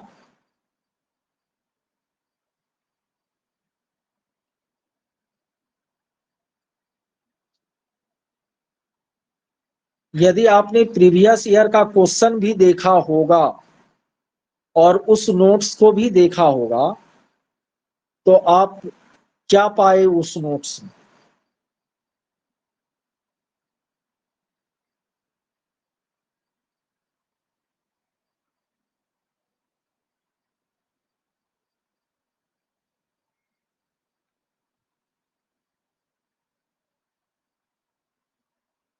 बिल्कुल। आपको उस नोट्स में जो है आपको बहुत सारा थ्योरी जो कि पहले नहीं पूछा जाता था, 2022 से पहले नहीं पूछा जाता था, लेकिन 2022 में जो इतना सारा शिफ्ट में ऑनलाइन एग्जाम हुआ और क्वेश्चन की किल्लत होने लगी क्वेश्चन सेट करने वाले को, तो वह कुछ नए नए थ्योरी से भी क्वेश्चन करना शुरू किया और उन सारे थ्योरियों का इस नोट्स में समावेश है। वह जो आप देख रहे हैं 12 पेज, वो 12 पेज लिखने में 12 घंटा समय लगता है। पहले सारे क्वेश्चन पेपर को पलटना, ठीक है, और फिर उस क्वेश्चन पेपर में क्या नया शब्द है उनको देखना, तब उसको रफ करना, फिर फेयर करना। तो ये थोड़ा मेहनत भरा काम होता है। और अभी केवल नोट्स पढ़ने से आपको क्वेश्चन सॉल्व हो रहा है, लेकिन जब उसको हम एक्सप्लेन कर देंगे तो आपको एक भी क्वेश्चन ऐसा नहीं लगेगा कि वो अपरिचित है हमारे लिए, कि उस चीज को हम नहीं समझ रहे। मैं उन नोट्सों को भी एक बार आपके स्क्रीन पर ला देता हूं।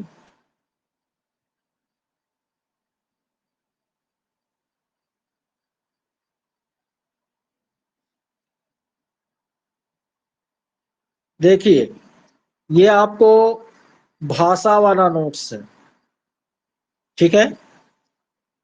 इसमें आप देखे होंगे कि पहले जो नोट आप लोगों को दिए थे उसका भी बात इसमें है ही, लेकिन बहुत चीज नया जोड़ा हुआ है।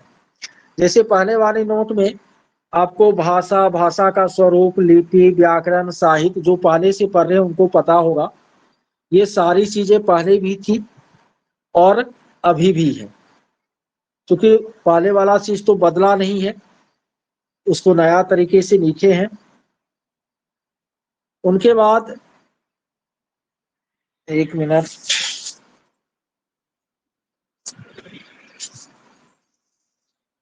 दूसरा जो पेज है ये आपको बिल्कुल नया पेज है और बिल्कुल क्लियर रूप में लिखा हुआ है, क्योंकि इस बार इन हर एक टॉपिक से आपको क्वेश्चन एग्जाम में आया था, ठीक है। कि हिंदी का क्या स्थान है, अंग्रेजी का क्या स्थान है, 8वीं अनुसूची में कौन भाषा है, कौन भाषा नहीं है, कौन कौन शास्त्रीय भाषा है न, कौन नहीं है, एनईपी 2020 में भाषा को लेकर क्या बातें कही गई है। ये पेज बिल्कुल नया है। आप ग्रुप में नोट देखे होंगे सलोनी, हो सकता है कि नेट स्लो हो, ठीक है, वो आ जाएगा पेज आपके स्क्रीन पर। उनके बाद आपको बच्चों का जो भाषाई विकास होता है, बल बनाना, तार भाषा न, फिर भाषा अर्जन और भाषा अधिगम, पहले दोनों का केवल परिभाषा लिखे थे। अब स्टीफन क्रेसन का द्वितीय भाषा अर्जन का जो सिद्धांत है वो इस बार एग्जाम में कई शिफ्टों में पूछा, तो ये बिल्कुल नया थ्योरी आपके सामने है और इनको बहुत विस्तार से आपको हम बता देंगे। फिर इसमें आपको ये वाला जो पेज है जिसमें कि प्रारंभिक कक्षा, पठन कौशल, समृद्ध भाषाई परिवेश, लेखन दो तरह का जो होता है न, एक प्रक्रिया उपागम, लेखन का उपागम, उत्पाद उपागम, अलग अलग तरह से पठन, ये सारा चीज इसमें आपको नया जोड़ा हुआ है न। रूब्रिक्स किसको कहते हैं, स्वयं का आउटपुट परिकल्पना, ये जितना भी टॉपिक है ना वो आपको अभी वर्तमान में जितने भी टीचर का नोट है, किसी भी टीचर के नोट में ये सारा टॉपिक आपको नहीं मिलेगा, क्योंकि कोई उतना मेहनत कर भी नहीं किया है। पिछले नोट पर ही सीधा 2022-23 लिख करके मार्केट में वो अपना पढ़ा रहा है, क्यों इतना मेहनत करेगा। वैसे भी जिस जो फेमस हो जाते हैं तो उनका चल ही जाता है। इनके बाद ये वाला चीज तो पहले वाले नोट में भी था और अभी भी है। एनसीएफ 2005 में भाषा को लेकर जो बातें कही गई है, भाषा में आकलन मूल्यांकन, और उनके बाद आपको बाल साहित्य अच्छी, केवल उतना ही चीज इसमें हम रखे हैं। ये आपको BICS और काल्प CALP न, बेसिक इंटरपर्सनल कम्युनिकेशन स्किल, मौलिक या मूल अंतर्वैयक्तिक संप्रेषण कौशल, और दूसरा आपको है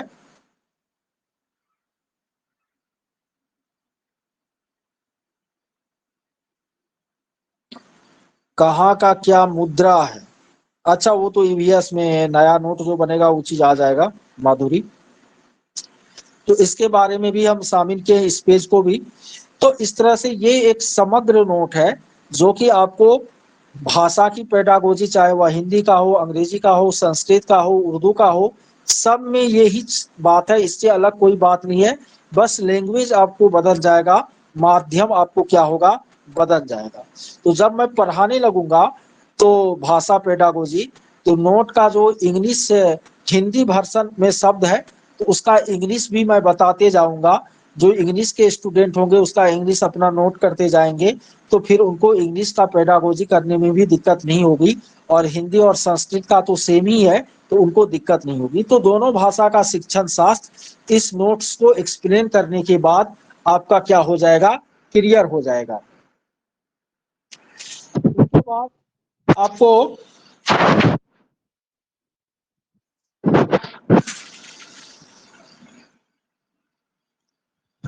तीसरा जो नोट दिए हैं वह हिंदी व्याकरण का है। देखिए हिंदी व्याकरण वाले नोट पर केवल एक सरसरी तौर पर इसको आपको पढ़ लेना है, बारीकी तौर पर इसको नहीं पढ़ना है। भाषा वाला जो नोट है या CDP वाला जो 42 पेज है उसको आपको बारीकी तौर पर पढ़ना है, लेकिन इसको आपको बारीकी तौर पर नहीं पढ़ना है, सरसरी तौर पर एक नजर में देख लेना है, क्योंकि 2-3 गो मात्र व्याकरण से 4 गो क्वेश्चन रहेगा, उसके लिए इतना समुद्र उपसने की कोई जरूरत नहीं है। ठीक है, बस सारा चीज आ जाए तो इसलिए हम नोट दे दिए, पहले से बना हुआ था, लेकिन आपको व्याकरण वाले नोट पर ज्यादा दिमाग नहीं लगानी है। ठीक है, और इन PDF जो आज हम ग्रुप में दिए हैं वो है आपको संस्कृत वाला। देखिए आप लोगों को पता है कि संस्कृत में जो 30 नंबर का क्वेश्चन पूछेगा तो उसमें 15 अंक जो है संस्कृत का पेडागोजी रहेगा। तो भाषा का जो पेडागोजी है उसको यदि आप हिंदी में अच्छी तरह समझ लेते हैं तो सेम वही चीज आपको संस्कृत में भी रहेगा, बस लैंग्वेज बदल जाएगा, शब्द भी लगभग एक ही रहेंगे। ठीक है, लेकिन संस्कृत के गद्यांशों को का अर्थ जानने के लिए आपको संस्कृत के कुछ शब्दों का अर्थ जानना क्या है, जरूरी है। तो जो इम्पोर्टेंट चीज था संस्कृत के लिए वह इस नोट्स में हम शामिल किए हैं। सबसे पहले संस्कृत जो भी रखे हैं वह इस शब्दार्थ जो है ना, इसको तो ये दोनों पेज वाला जो शब्दार्थ है इसको एकदम जिह्वा पर रट लीजिएगा।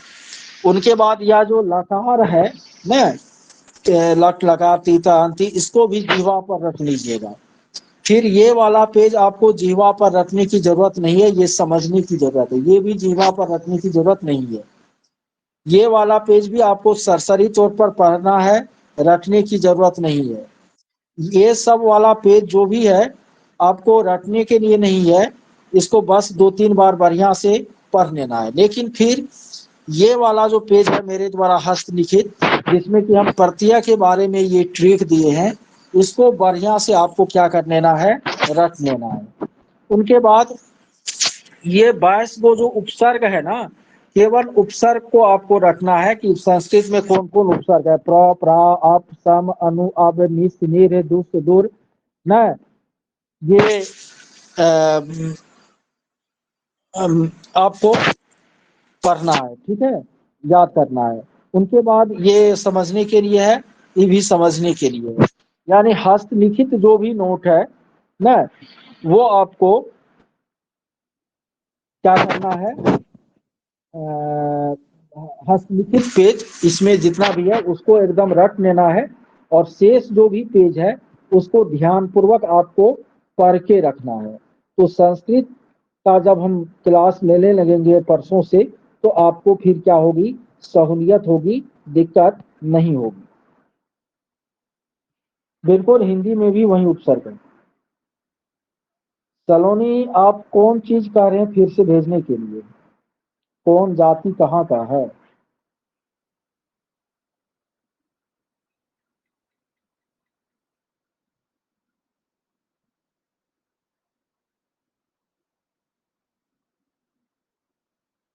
अच्छा, तो वही बात हो रहा है, ग्रुप में तो सारी चीजें हम भेजे हैं। आप नया वाला ग्रुप सलोनी ज्वाइन किए हैं ना, 22-23 वाला? ओके, तो ग्रुप में जो है हम उसको क्या करेंगे, पुनः सारे नोट को, जो भी जरूरी नोट है जो अभी हम कैप्सूल कोर्स में डाले हैं ना, उन सारे पीडीएफ को ग्रुप में हम शेयर कर देते हैं एक बार। इनमें जिसका आप प्रिंट करा लिए उसका करा लिए, जिसका नहीं कराए हैं उनका करा लीजिएगा, ठीक है, या कॉपी में आपको लिखने का टाइम हो तो लिख लीजिएगा।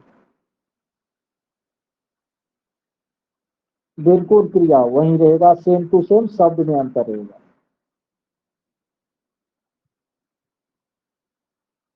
बिल्कुल, इतना देर से जो समझाए फिर वही क्वेश्चन सोनी कर रहे हैं। हम बोले ना कि 2022 के हर एक शिफ्ट का क्वेश्चन करवाएंगे, 2011 से 2022 तक। हम पढ़ने लिखने में थकते नहीं है, वो कल ये 2 दिन जो आपका समय हम रात वाला 9 बजे के बाद वाला नहीं दे रहे, उनका कारण यह है कि हमको वही नोट जो लिखने का काम है, फेस नोट जो लिख रहे हैं, इसलिए हम आपके समय को कट कर रहे हैं, और वो भी आपका ही काम कर रहे हैं।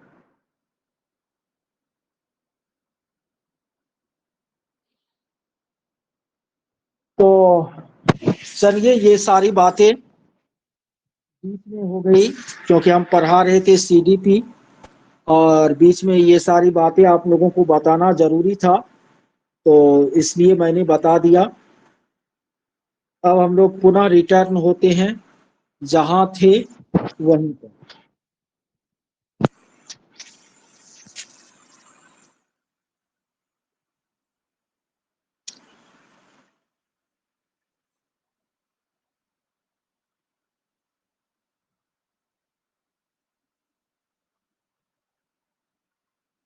हाँ, करेक्शन में सेंटर भी चेंज होता है नुपुर पल्लवी। यदि सेंटर जहां आप चेंज करना चाहते हैं वहां खाली हो, सेंटर सीट खाली हो ना, तो फिर आप उसको चेंज कर सकते हैं। ये तो फिर भाषा निकल गया आसानी।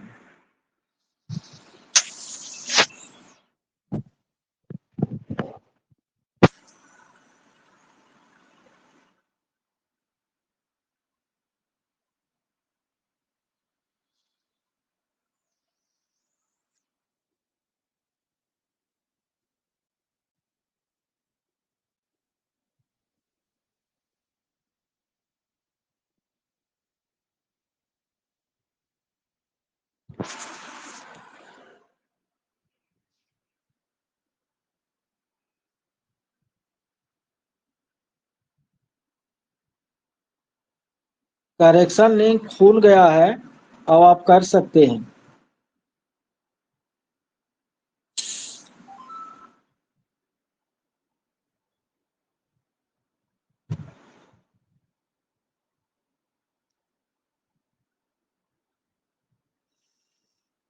देखिए, लगातार 1.25 घंटा से मैं पढ़ा रहा हूँ, तो हम अब 5 मिनट विश्राम लेंगे। 6:54 हुआ है ना, 7:05 से हम फिर बोलना शुरू कर देंगे। क्लास में आप लोग बने रहिए और तब तक हमारी माइक बंद रहेगी, क्योंकि लगातार बोल रहे हैं, थोड़ा 5 मिनट रेस्ट करना जरूरी है। हमारी माइक बंद रहेगी और आप लोग भी माइक बातचीत नहीं करेंगे।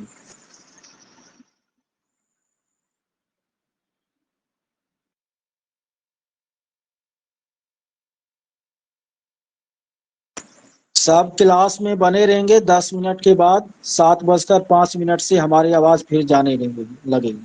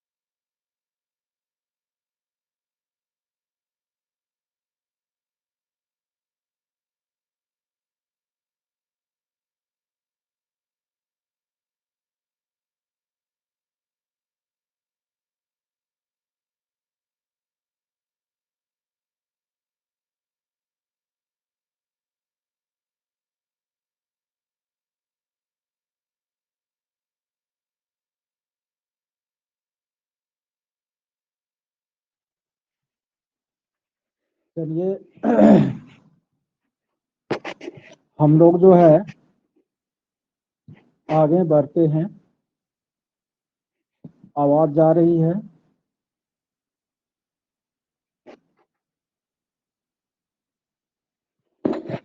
आगे हम लोग बच्चा को समझते हैं।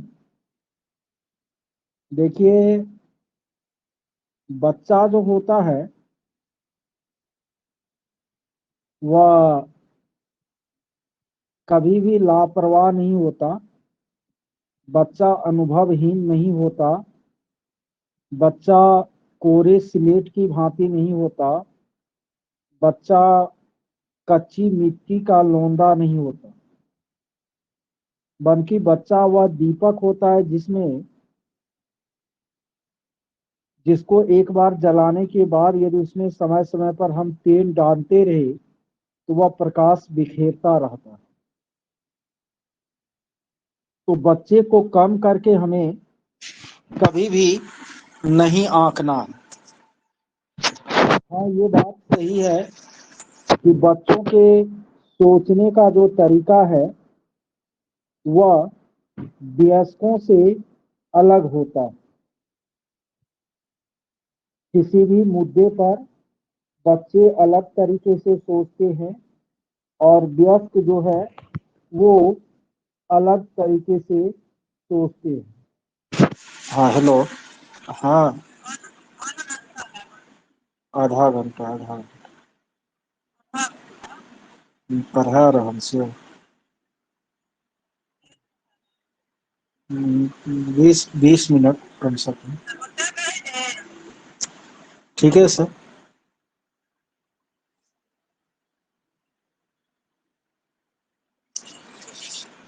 तो हाँ, यह बात सही है कि बच्चों के सोचने का तरीका वयस्कों से अलग होता है। बच्चे अलग तरीके से सोचते हैं और वयस्क जो है अलग तरीके से सोचते हैं। ओके, आवाज कम और ठीक। ठीक है, अभी भी आवाज नहीं जा रही है वो। Okay okay okay. देखिए, बच्चे में कुछ सहजात गुण या जन्मजात गुण होते हैं। सहजात गुण या जन्मजात गुण किसको कहते हैं? ऐसे गुण जो नेचुरली बच्चों में आते हैं जन्म से ही, उनको हम सहजात गुण या जन्मजात गुण कहते हैं। जैसे कि जिज्ञासा है, जानने की इच्छा। बच्चे स्वभाव से जिज्ञासु होते हैं। वह हमेशा प्रश्न करते रहते हैं, नई चीजों के बारे में वह जानना चाहते हैं। तो बच्चे के जिज्ञासा को हमेशा जगाकर हमें रखना चाहिए। बच्चे में प्राकृतिक रूप से सक्रियता पाई जाती है। हालांकि हम सक्रियता को चंचलता समझ लेते हैं, लेकिन ऐसी कोई बात नहीं होती। सक्रियता बच्चों में होती है और ये सक्रियता अच्छी चीज है, क्योंकि बच्चे इस सक्रियता का उपयोग करके बहुत सारी चीजों को सीखते हैं। बच्चे सृजनशील होते हैं, नए चीजों का, नए विचारों का वह निर्माण करते हैं। बच्चे का अपना एक विशिष्ट नजरिया होता है दुनिया को देखने का। बच्चे में समूह में काम करने की जो प्रवृत्ति है वो आपको देखने को मिलती है। बच्चा ग्रुप वर्क करना पसंद करता है और बच्चा एक नन्हा वैज्ञानिक होता है, लिटिल साइंटिस्ट होता है। जीन पियाजे महोदय ने कहा था कि बच्चा एक नन्हा वैज्ञानिक होता है। देखिए, बच्चे कभी असफल नहीं होते हैं। यदि असफल होता है तो वह व्यवस्था असफल होती है। बच्चे कभी असफल नहीं होते। बच्चे प्रत्यक्षीकरण के द्वारा, यानी कोई चीज उनके सामने होती है तो फिर उस पर वह सोचते हैं। बच्चे कल्पना करके सोचते हैं, बच्चे तर्क करके सोचते हैं, बच्चे अनुभव करके सोचते हैं। इन सारे तरीकों से बच्चे सोचते हैं। एक शिक्षक को बच्चे में वैज्ञानिक सोच, साइंटिफिक थॉट जो है विकसित करने का प्रयास करना चाहिए। और एक शिक्षक जो है बच्चों में वैज्ञानिक सोच कैसे विकसित कर सकता है, तो इनका उपाय है कि शिक्षक बच्चों के सामने छोटी छोटी समस्याएं रखे, फिर बच्चे को उस समस्या का समाधान खोजने के लिए प्रेरित करे। और जब बच्चा समस्या का समाधान खोज ले तो शिक्षक उस पर क्या दे, फीडबैक दे, प्रतिपुष्टि दे। तो इन तीन तरीकों से बच्चे में वैज्ञानिक सोच जो है वह विकसित की जा सकती है। यानी बच्चे के सामने छोटी छोटी समस्या रखनी चाहिए, बच्चा को उस समस्या का समाधान खोजने के लिए प्रेरित करना चाहिए, और बच्चा जब समाधान खोजता है तो उस पर फीडबैक या प्रतिपुष्टि देकर बच्चों में वैज्ञानिक सोच जो है विकसित की जा सकती है। जानते हैं स्किनर नामक मनोवैज्ञानिक ने आपको समस्या समाधान की वैज्ञानिक विधि दिया। स्किनर नामक मनोवैज्ञानिक ने समस्या समाधान की वैज्ञानिक विधि दिया, और स्किनर ने समस्या समाधान के 7 सोपान बतलाए। स्किनर ने समस्या समाधान के 7 सोपान बतलाए। पहला है समस्या को समझना। स्किनर ने कहा कि जब भी हमारे सामने कोई समस्या आती है तो सबसे पहले हम उनको समझने की क्या करते हैं, कोशिश करते हैं कि आखिर आपको समस्या क्या है। फिर समस्या के संबंध में हम जानकारी का संग्रह करते हैं, जानकारी इकट्ठा करते हैं, और इसके बाद समस्या का क्या क्या संभावित समाधान हो सकता है, उन समाधानों का हम मूल्यांकन करते हैं। फिर एक समाधान का हम निर्माण करते हैं, उस समाधान का प्रयोग करते हैं, फिर समाधान का प्रयोग करने के बाद उनका परीक्षण करते हैं, तब जाकर के हम निर्णय लेते हैं, कंक्लूजन पर पहुंचते हैं। इस तरह स्किनर ने समस्या समाधान का 7 सोपान, 7 चरण बतलाने का काम किया। स्किनर ने समस्या समाधान की वैज्ञानिक विधि को प्रतिपादित करने का कार्य किया। देखिए, बच्चा एक समस्या समाधक और वैज्ञानिक अन्वेषक होता है। बच्चा एक समस्या समाधक और वैज्ञानिक क्या होता है, अन्वेषक होता है। पानी बोतल है, ठीक है। ये सारी बातें हमको बच्चों के बारे में याद रखनी है। आगे है आपको शिक्षक और शिक्षण के बारे में। शिक्षक और शिक्षण के बारे में हम लोगों को आगे अब क्या करना है, पढ़ना है। देखिए, शिक्षक जो है ना, वो आजकल के युग में सिखाने वाला नहीं होता है, बल्कि शिक्षक वह होता है जो सीखने की सुविधा क्या करे, प्रदान करे, जो सीखने के कार्य को आसान बना दे। परंपरागत शिक्षण पद्धति में शिक्षक की भूमिका एक तानाशाह के रूप में होती थी, आज्ञा प्रदान करने वाले के रूप में होती थी। लेकिन वर्तमान शिक्षण पद्धति में शिक्षक की जो भूमिका है वह एक सुविधादाता की है, एक सुगमकर्ता की है, एक निर्देशक की है। यानी शिक्षक वह है जो सीखने की सुविधा प्रदान करे, शिक्षक वह है जो सीखने की कार्य को आसान बना दे, और शिक्षक वह है जो सीखने को दिशा प्रदान करने का काम करे। और शिक्षक की भूमिका आजकल जो है बाल केंद्रित शिक्षण पद्धति में प्राधिकारिक होती है। याद रखिएगा, प्राधिकारिक। प्राधिकारिक माने जो बच्चों के अधिकार की पूर्ति करे। प्राधिकारिक माने जो बच्चों के अधिकार की पूर्ति करे। तो शिक्षक जो है वो सिखाकर बच्चों पर एहसान नहीं करते, शिक्षण कार्य करके बच्चों पर एहसान नहीं करते, बल्कि वह बच्चों के अधिकार की पूर्ति करते हैं।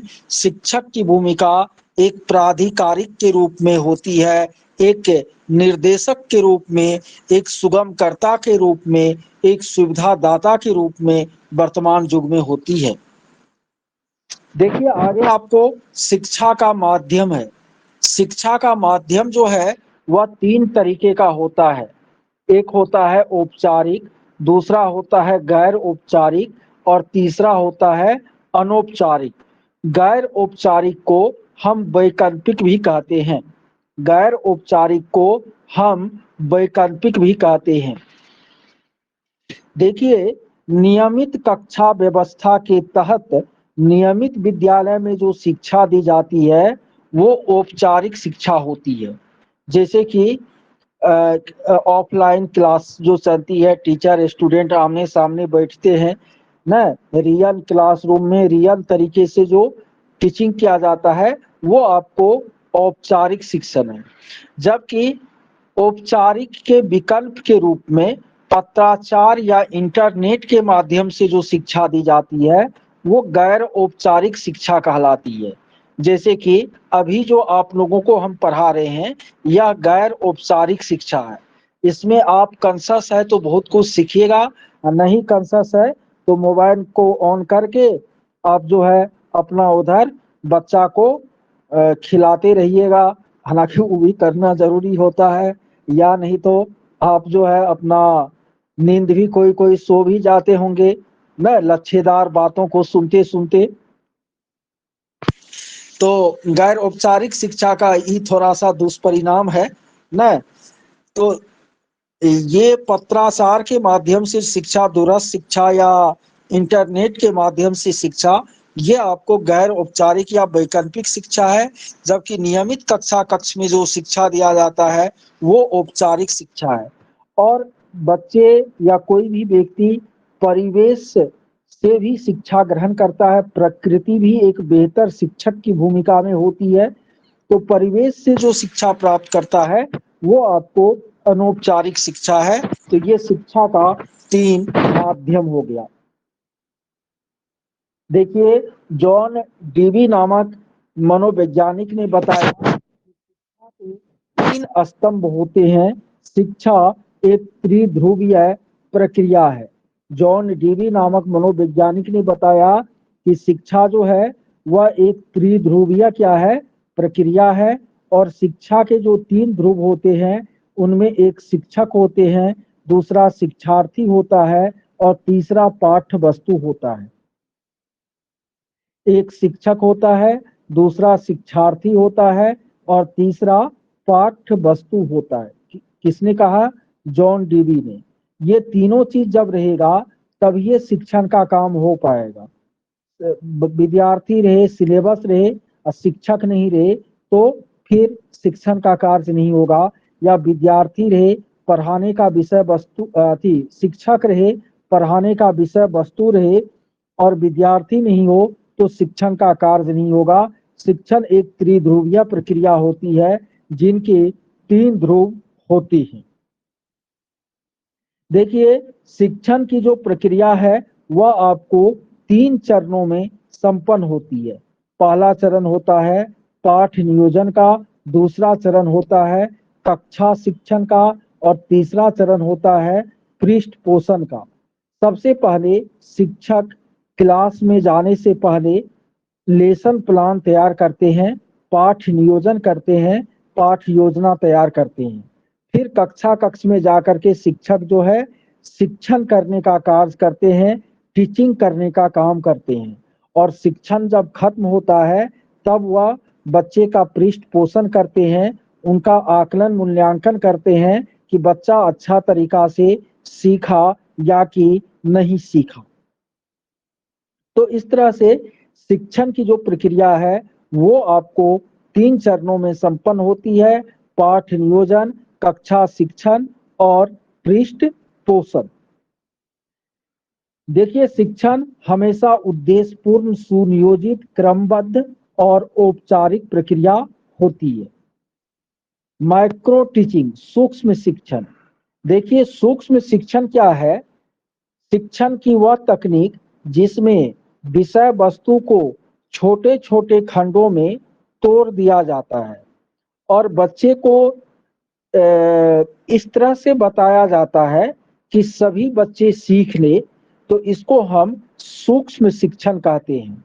ये शिक्षण का वास्तविक तरीका है। सूक्ष्म शिक्षण जो है वह आपको 6 चरणों में संपन्न होती है। सूक्ष्म शिक्षण की प्रक्रिया 6 चरणों में संपन्न होती है। सबसे पहले घर पर टीचर महोदय लेसन प्लान तैयार करते हैं, फिर क्लासरूम में जा करके वह आपको शिक्षण करते हैं। छोटा सा टॉपिक का लेसन प्लान तैयार किए और उस प्लान के आधार पर वह क्लासरूम में जा करके 6 मिनट तक टीचिंग किए। फिर अगला 6 मिनट वह पृष्ठ पोषण में लगाए कि कौन बच्चा कैसे सीख रहा है, कौन नहीं सीखा है। अब बच्चा जो नहीं सीखे हैं उनके लिए पुनः वह पाठ योजना तैयार करते हैं, फिर से उन बच्चों को सिखाते हैं और फिर उनका मूल्यांकन करते हैं। यह पूरा चक्र आपको 36 मिनट का होता है। इसी को हम सूक्ष्म शिक्षण कहते हैं। अब आगे हम लोगों को शिक्षण का सूत्र पढ़ना है, लेकिन लगातार 2 घंटे की क्लास हुई और जो पहले से हमारे पास पढ़ते उनको पता है कि मंगलवार को सर फास्टिंग में भी रहते हैं और थोड़ा थक गए हैं, तो अभी इतना पर छोड़ देते हैं, लेकिन अगले क्लास में जो है करेंगे। और जो समय आप लोगों का अभी हम बच रहा है, ये 2 दिन हम सारी बात आप लोगों को बीच में बता दिए हैं। आप लोग समझ गए होंगे कि 2 दिन सर जी नोट्स तैयार करने में ज़्यादा संलग्न है और ये ख़त्म होने के बाद आप लोगों का टेस्ट, क्वेश्चन आंसर डिस्कशन और फिर जितने भी कैप्सूल के नोट्स है उस पर लेक्चर, वो सारा चीज़ मिलना शुरू हो जाएगा। ठीक है, आज रहने दीजिए इतना है।